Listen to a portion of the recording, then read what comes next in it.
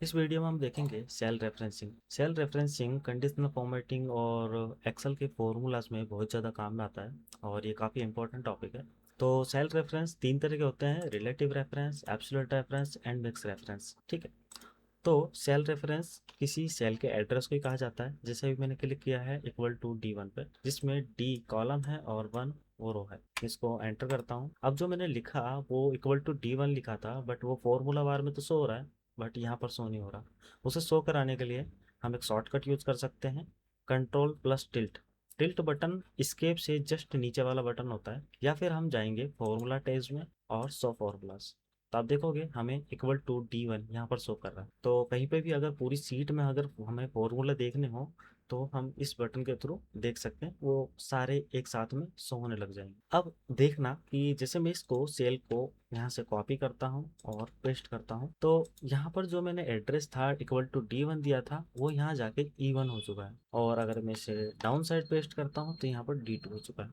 तो जब भी हम किसी सेल के एड्रेस को कॉपी करते हैं, पेस्ट करते हैं, तो वो रिलेटिवली मतलब कि जितना ही सेल हम इधर लेके जाएंगे, जैसे मैं यहाँ कर रहा हूँ, तो आप देखोगे वो रो पे तो 1 पे ही है, बट कॉलम जी उसने ले लिया है।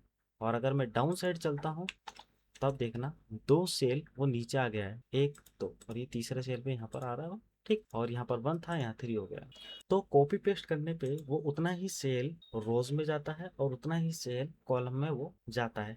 जैसे कि यहाँ पर राइट में गया, यहाँ पर डाउन में गया। ठीक है, एक चीज और देखना, जैसे मैंने करा इक्वल टू D1, हम इसको मल्टीपल तरीके से कॉपी पेस्ट कर सकते हैं। यानी कि जब हम फॉर्मूला लिखते हैं तो उसको मल्टीपल तरीके से कॉपी पेस्ट कर सकते हैं। तो जैसे मैं इसको कॉपी करके पेस्ट कर सकता हूँ, पहला तरीका। ये मैंने शॉर्टकट के थ्रू किया, आप यहाँ बटनों से भी कर सकते हो उसको कॉपी पेस्ट। दूसरा तरीका, मैं इसको फिल डाउन कर सकता हूँ इस कर्सर के थ्रू। तीसरा तरीका, सेकेंड, तीसरा तरीका, मैं इसको सेलेक्ट करूंगा एरिया का और कंट्रोल डी प्रेस करूंगा, तो भी ये कॉपी पेस्ट हो सकता है। तो इसको फिल डाउन कहते हैं। राइट में करना है तो कंट्रोल आर भी यूज करूंगा। तो इस तरीके से हम इसको फिल कर सकते हैं। तो अब हम देखेंगे रिलेटिव रेफरेंस को। जैसे मुझे टोटल कॉस्ट निकालनी है तो उसके लिए मैं सिंपल सा फॉर्मूला यूज करता हूँ, equal to quantity multiply rate. और सेम फॉर्मूले को हम नीचे भी अप्लाई कर देते हैं। आप देखोगे सभी के रिजल्ट एकदम करेक्ट शो कर रहा है। और फॉर्मूले का हम एक बार चेक करते हैं, फॉर्मूला स्टेप में जाएंगे एंड सो फॉर्मूला। आप देखोगे यहाँ पर सभी के फॉर्मूले एकदम करेक्ट अप्लाई हो गए, और इसी को ही हम रिलेटिव रेफरेंस कहते हैं। बाकी इसको आप बेहतर तब समझ पाओगे जब हम एब्सोल्यूट और मिक्स्ड रेफरेंस को भी एक बार देख लेंगे। तो अब हम देखेंगे एब्सोल्यूट रेफरेंस। तो मुझे बॉक्स की क्वांटिटी पता है और बायर्स ने ये क्वांटिटी खरीदी है। एक बॉक्स की प्राइस ये है, तो सिंपली हम इसको मल्टीप्लाई कर लेंगे इससे, तो हमें टोटल प्राइस पता चल गया। और हम इसको ड्रैग करते हैं तो बाकी के जो रिजल्ट हैं वो गलत आ रहे हैं। तो चेक करते हैं इसका रिजल्ट का गलत आने का रीज़न। फॉर्मूला स्टेप में जाएंगे एंड सो फॉर्मूलाज। आप इस ब्लू बॉक्स को देखोगे तो ब्लू बॉक्स तो सही है, क्योंकि हमें इसको मल्टीप्लाई करना है इससे, इसको मल्टीप्लाई करना है इससे, यानी कि ब्लू बॉक्स एकदम करेक्ट है। बट आप रेड बॉक्स पे ध्यान दोगे, यहाँ पर रेड बॉक्स तो करेक्ट है, बट यहाँ जा करके ये नीचे की तरफ शिफ्ट हो रहा है, जो कि हम बिल्कुल नहीं चाहते, क्योंकि हमें इसको मल्टीप्लाई करना है इससे, ना कि C3 से। अब हमें इसको करेक्ट करने के लिए बार बार या तो C1 करना पड़ेगा, बट हमारे पास में इससे बेहतर आइडिया है। हम फिलहाल इसको डिलीट कर देते हैं और हम क्या करेंगे, इस C1 को लॉक कर देंगे, यानी कि ये बॉक्स है वो मूव नहीं करेगा। इसको लॉक करने के लिए हम कीबोर्ड में F4 की प्रेस करेंगे एंड एंटर। तब देखो भाई यहाँ पर डॉलर सिंबल आ गए हैं, C से पहले और 1 से पहले। मैं इसको सिंपली ड्रैग कर देता हूँ नीचे, और अब देखेंगे तो आप ब्लू बॉक्स जो है वो तो मूव कर रहा है, बट रेड बॉक्स है वो मूव नहीं कर रहा है। तो इस तरीके से सेल जो है वो लॉक हो चुका है और अब ये मूव नहीं करेगा। इसी को हम एब्सोल्यूट रेफरेंस कहते हैं। अब इसका रिजल्ट भी हम चेक कर लेते हैं। फॉर्मूला स्टेप में जाएंगे, 100 फॉर्मूलाज पे क्लिक करेंगे, तो उससे वो फॉर्मूलाज हाइड हो जाएंगे वापस से। और आप देखोगे आप तो सभी के रिजल्ट एकदम करेक्ट आ रहे हैं। तो अब हम देखेंगे मिक्स्ड रेफरेंस।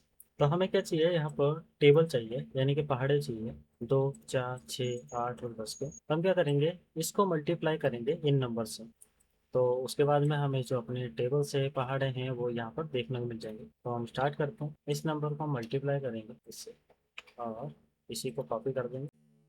आप देखना है कि यहाँ पर तो रिजल्ट सही है बट यहाँ पर गलत है। इसको चेक करते हैं, फॉर्मूलाज पे क्लिक करेंगे एंड सो फॉर्मूलाज। यहाँ सबसे पहले ब्लू बॉक्स पे ध्यान देना, ब्लू बॉक्स एकदम सही आ रहा है, यानी कि इसको इससे हमें मल्टीप्लाई करना है, इसको इससे हमें मल्टीप्लाई करना है, बट जो रेड बॉक्स है वो नीचे शिफ्ट हो रहा है, तो यहाँ पर गलत है।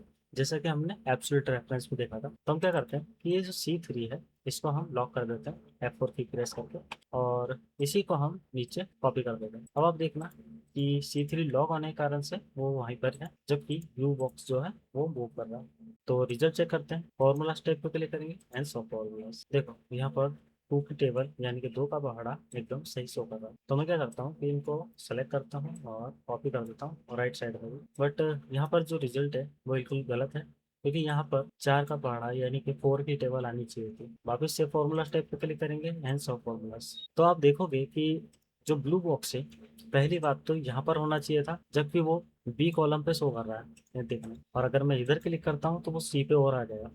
तो जितना मैं इधर राइट साइड में जा रहा हूँ उतना ही वो बॉक्स इधर मूव कर रहा है, वैसा हम नहीं चाहते। पहली मिस्टेक तो ये। दूसरी चीज आप देखो कि ये जो रेड बॉक्स है वो यहाँ पर होना चाहिए था, और इस वाले में भी यहाँ पर होना चाहिए था, बट रेड बॉक्स जो है वो लॉक हो चुका है, तो वो सिर्फ वहां पर ही रहता है। हम ऐसा नहीं चाहते, हम चाहते हैं कि रेड बॉक्स यहाँ मूव करे राइट साइड में।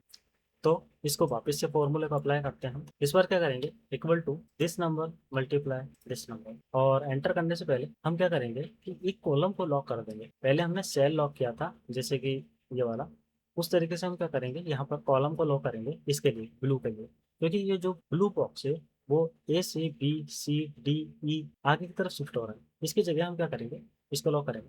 इसको लॉक करने के लिए हम क्या करेंगे, जो अल्फाबेट है उससे पहले हम एक डॉलर सिंबल यूज करेंगे।